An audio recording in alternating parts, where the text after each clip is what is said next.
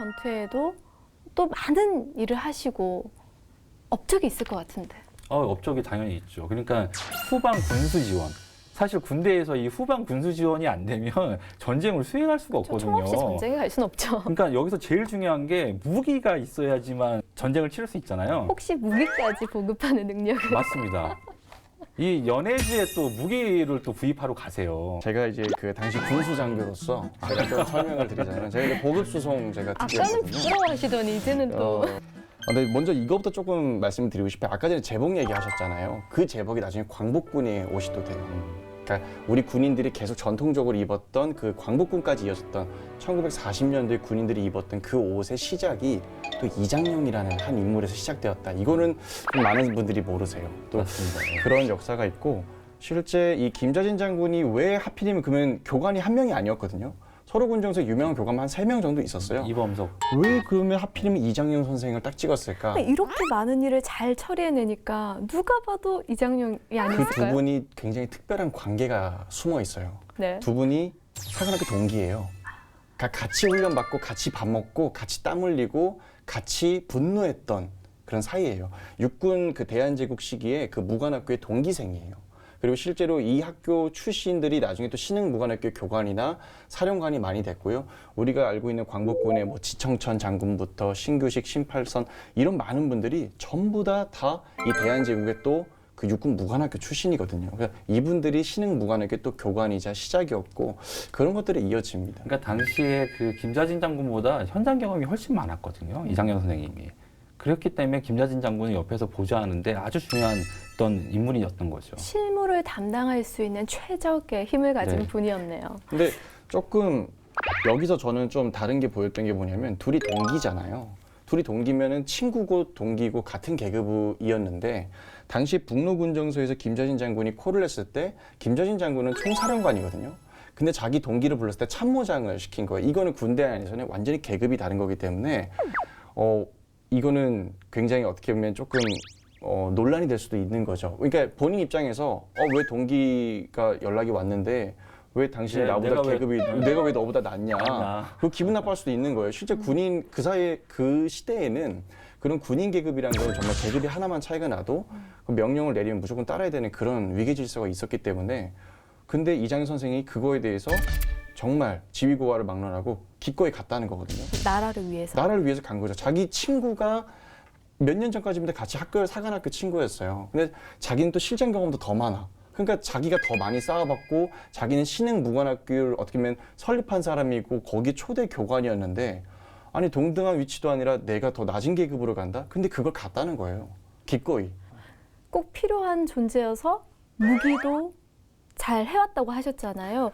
그럼 사실은 무기를 어떻게 그 청산리 대첩의 마지막 생존자로 알려진 이우석 선생님 수기가 남아 있거든요.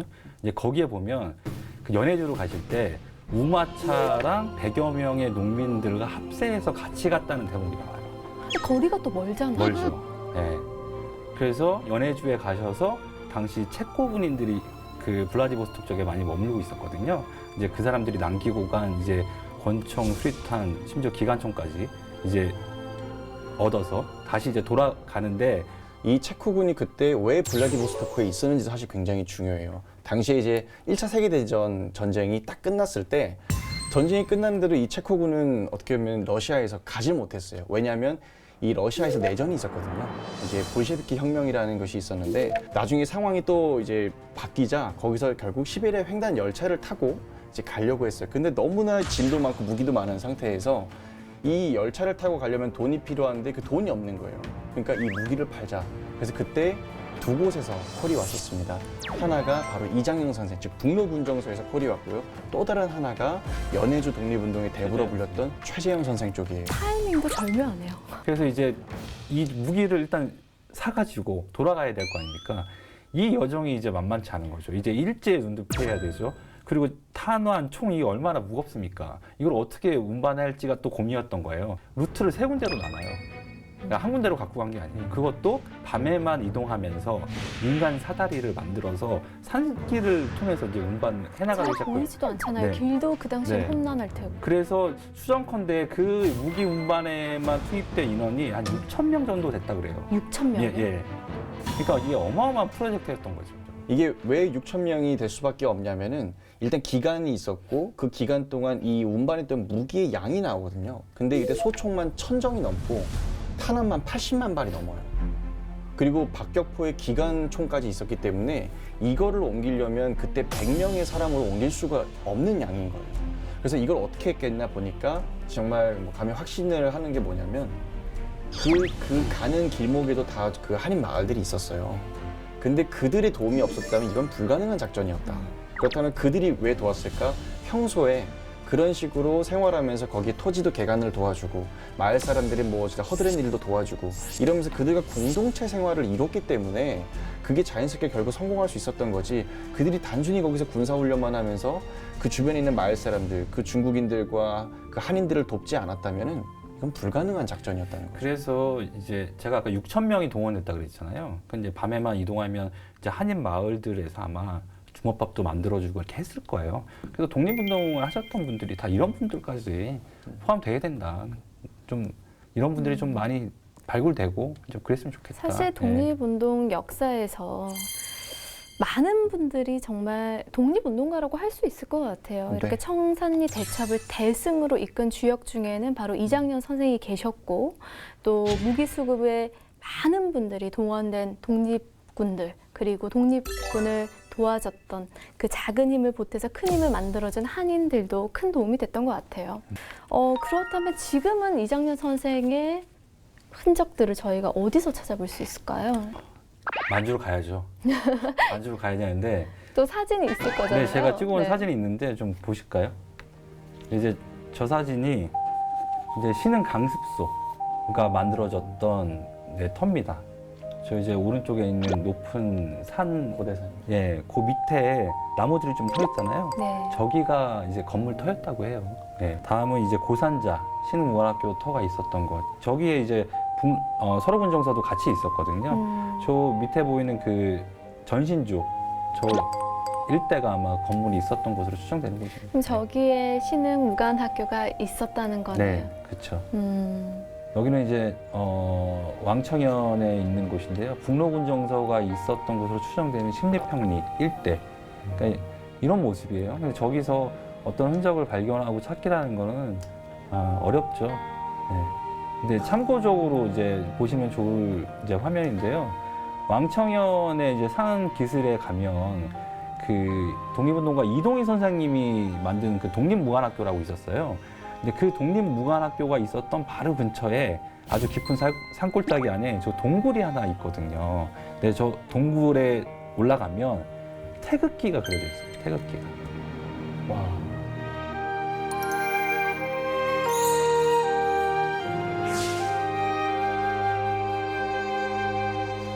근데 저 동굴이 참 재미있는 게 태극기가 그려져 있고 이제 대한독립하고 이제 4명의 이제 이름이 써 있거든요. 근데 저 동굴을 처음 발견한 사람들이 누구냐면 1950년대 북한 사람들이었대요. 북한 역사학자들. 근데 이제 기록에 남아 있는 거죠. 근데 이제 우리 쪽에서는 이게 어디 있는지 몰랐던 거예요. 그래서 근데 최근에 다시 이제 우리가 발견한 이제 동굴이라고 하더라고요. 근데 저기가 독립무관학교 학생들이 비상시에 대피할 수 있는 곳으로 아마 사용됐던 곳으로 추정된다 그러더라고요. 그래서 독립군들이 그려놓은 태극기라는 네. 말씀이시죠. 사진으로만 봐도 지금 가슴이 저며오거든요. 또 감동도 느껴지고 맞아요. 실제로 봤을 때는 저 어땠어요? 만주 눈물 났을 것 같은데. 네, 만주 촬영 중에 저 태극기 동굴이 너무 가슴 제일 뭉클했던 장소예요. 실제로 울진 않으셨나요? 울 뻔했죠. 아니 말씀하시면서 항상 이렇게 눈물이 지금 봐도, 글썽글썽 네, 거리시니까. 지금 봐도 막 이렇게 뜨거워지네요, 진짜. 네. 그러니까 그렇게 열심히 독립운동 하셨던 이장년 선생님의 말로가 근데 너무 비극적이죠. 네. 무덤, 그러니까 어디서 돌아가셨는지 찾을 수가 없는 상황인 거예요. 그 돌아가실 때 되게 비극적으로 돌아가셨는데 일제가 중국인 마적대를 매수했죠. 맞아요. 예, 네. 다 무참히 살해를 하죠.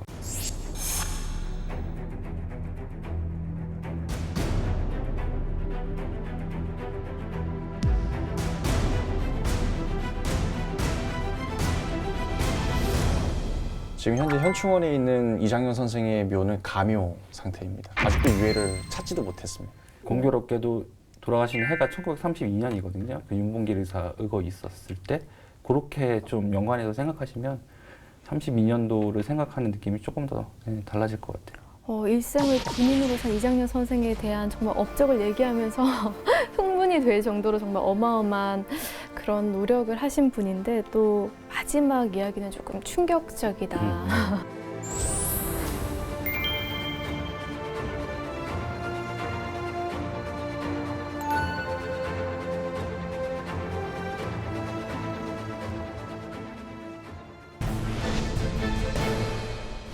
청산리 전투의 바로 주역이자 또 군인을 대표할 수 있는 인물인 바로 이장영 선생.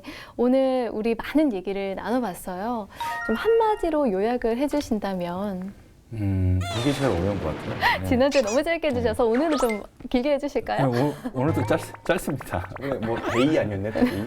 서고 데이였죠. 서고 데이. 그럼 이번에는 오늘은 참 군인으로 하겠습니다. 제가 하려고 했는데 이거. 대구 참 군인을 해야 되는 거 참 아닌가요? 군인. 이제 군인의 정말 표상이다. 네. 그 얘기를 하고 싶어요. 이장현 선생님을 생각할 때 저희가 교과서에서 배우는 그냥 한 줄, 그냥 뭐 몇 년도에 청산리 대첩이 있었다, 뭐 몇 년도에 북로군정서가 뭐 만들어졌다, 그렇게 그냥 스쳐 지나가 버리고 우리가 그냥 외워버리잖아요. 근데 그 안에는 이렇게 많은 어떤 사람들의 노력과 눈물과 정말 피와 땀이 다 있었다는 것, 그런 것들을 우리가 한 번쯤 스스로에게 질문해보는 시간이 되었다면 전 정말 오늘 의미가 있을 것 같아요. 참군인 하셨잖아요. 저는 영원한 우리 민족의 군인, 이렇게 변하고 싶습니다. 배구 이장현 선생 여러분 정말 많이 기억해 주시고 또 오늘 말씀을 많이 나눠주셨는데요. 그 숨은 이야기들을 우리도 하나하나 찾아봐야지만 많은 사람들이 찾고 또 그 이야기가 드러나고 우리한테 전해지지 않을까 하는 생각이 듭니다. 오늘 역사 토크 히어로는 여기까지입니다. 여러분 다음 시간에도 저희가 숨겨진 독립 영웅들을 찾아내서 여러분들에게 많은 얘기를 전해드리겠습니다. 고맙습니다.